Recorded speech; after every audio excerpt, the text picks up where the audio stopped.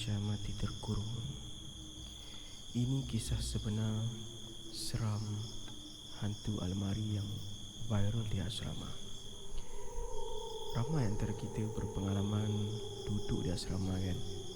Bila dah duduk hostel ramai-ramai tu, tentu sajalah ada kisah seram yang biasa diceritakan, dialami sendiri dan juga melihat kawan-kawan kerasukan.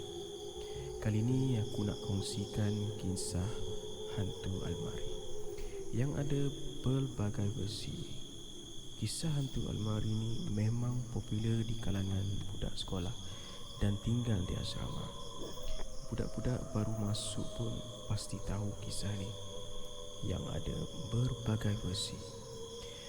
Memang seram sangat-sangat dan boleh tak tidur malam jadinya bila kisah ini diceritakan. Kisah hantu almari ini ada dalam 3 versi cerita berbeza. Satu melibatkan asrama lelaki, manakala 2 lagi asrama perempuan. Kisah ini pun kawan aku yang ceritakan. Kebetulan dia bersekolah di situ.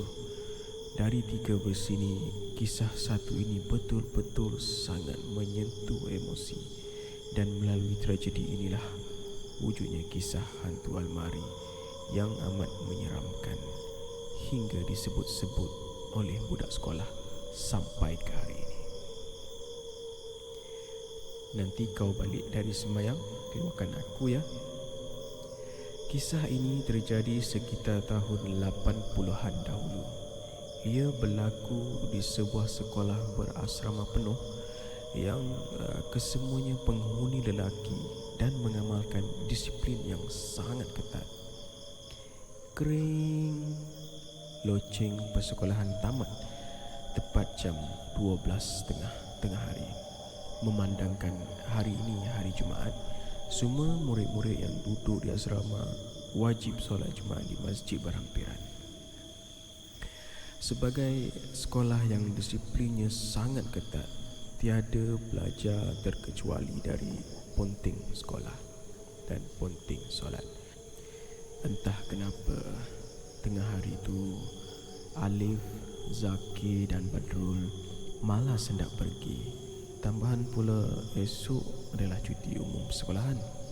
Mungkin mood nak balik kampung sudah sampai ke muncaknya.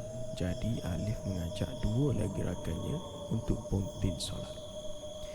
Mulanya ketiga-tiganya bersetuju, tapi bila balik ke asrama, Badrul dan Zaki serba salah kalau warden dapat tahu dan mereka tertangkap. Sekali je weh, bukan selalu pun. Lagipun esok dah cuti sekolah lama, kita borak-borak je lah dalam bilik, cadang Alif. 2 lagi angguk menyatakan setuju. Tapi bila satu persatu kawan asrama bergerak ke masjid, Badrul dan Zaki mula takut.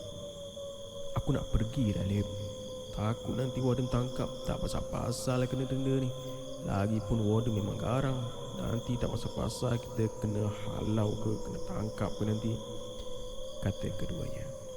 Memandangkan dia memang tak nak pergi dan sudah nekat, akhirnya Alif setuju dan menyuruh 2 kawannya bergerak. Bila korang dah pergi nanti, aku nyorok dalam almari. Kau kunci dari luar. Nanti bila kau dah balik dari masjid, kau buka balik kunci tu. Aku nak tidur lah, penat. Ingat tu, bila kau balik dari sembahyang, keluarkan aku tau, pesan Alif berkali-kali kepada kedua kawannya. Okey, kami pergi dulu, kata keduanya. Mereka lantas mengunci Alif dari luar kerana bimbang warden tahu dia ponting solat itu. Ternyata apa yang dirancang tak menjadi. Sebaik keluar dari masjid, kedua kawannya disapa oleh ahli keluarga masing-masing yang membuat kejutan untuk solat di masjid yang sama kerana mudah untuk dibawa balik ke kediaman masing-masing. Gembira melihat ahli keluarga datang, baik Badrul maupun Zakir sudah terlupa untuk membuka kunci almari, di mana Alif ada di dalamnya. Sebaik mengambil beg masing-masing di asrama dan kerana mahu cepat, Keduanya bergerak pantas dan menuju ke kereta masing-masing, terlupa bahawa Alif masih di dalam almari. Lena tidur dalam tempoh beberapa jam. Alif akhirnya terjaga. Tapi bila dia hairan, kenapa dirinya masih terkurung dalam almari lagi? Puas diketuk-ketuknya almari berkali-kali, tapi sahutannya langsung tak bersambut. Puas dia menjerit, berteriak, tapi seorang kawannya tidak membantu. Tiada orang langsung kerana semua sudah pulang ke kampung masing-masing. Sehari dua terkurung, akhirnya nyawa anak tunggal itu berakhir di dalam almari dalam keadaan sangat tragis. Selain dirinya sudah lemah kerana tidak menjamah makanan berhari-hari, dia mati di dalam almari itu dengan suasana yang sangat menyedihkan. Memandangkan sekitar 80-an tiada kemudahan telefon seperti hari ini, baik Badrul maupun Zakir masing-masing menyangka bahawa Alif sudah pulang ke kampung halamannya. Badrul berfikir bahawa Zakir sudah buka pintu almari, manakala Zakir pula berfikir Badrul lah yang membuka almarinya. Memikirkan cuti sekolah sesuatu yang seronok, masing-masing tidak menyangka tragedi telah menimpa kawan baik mereka, iaitu Alif. Sementara itu, masa terus berlalu. Tepat 2 minggu bercuti di kalangan warden mula kecoh apabila Mak Alif membuat laporan anaknya tidak pulang ke rumah sekalipun sekolah sudah bercuti 2 minggu.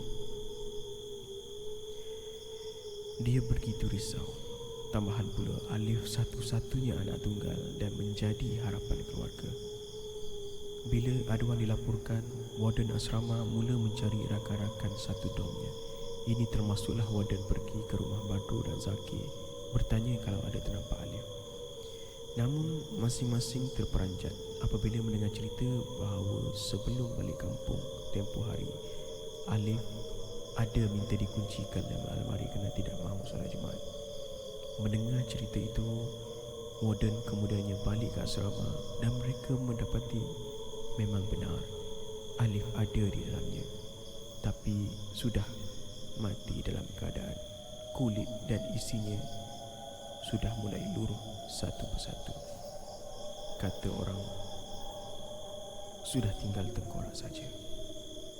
Sebab sedih semuanya bersatu. Badrul dan Zakir tambah-tambah lagi kerana mereka tidak menyangka bahawa rakan baik mereka akan meninggal dalam almari tersebut. Jenazah anak tunggal itu selamat dikebumikan di kampungnya.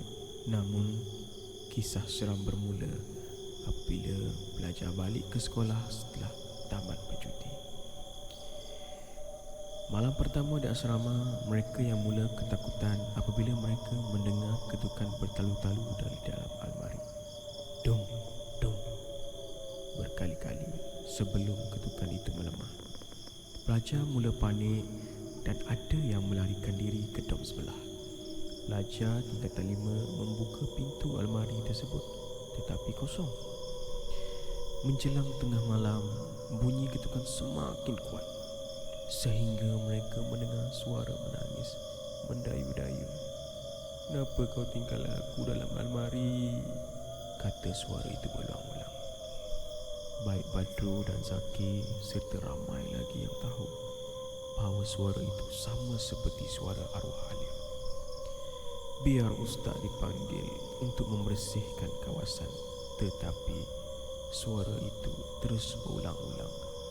Dan semenjak itulah kisah hantu almari begitu popular di kalangan pelajar sekolah.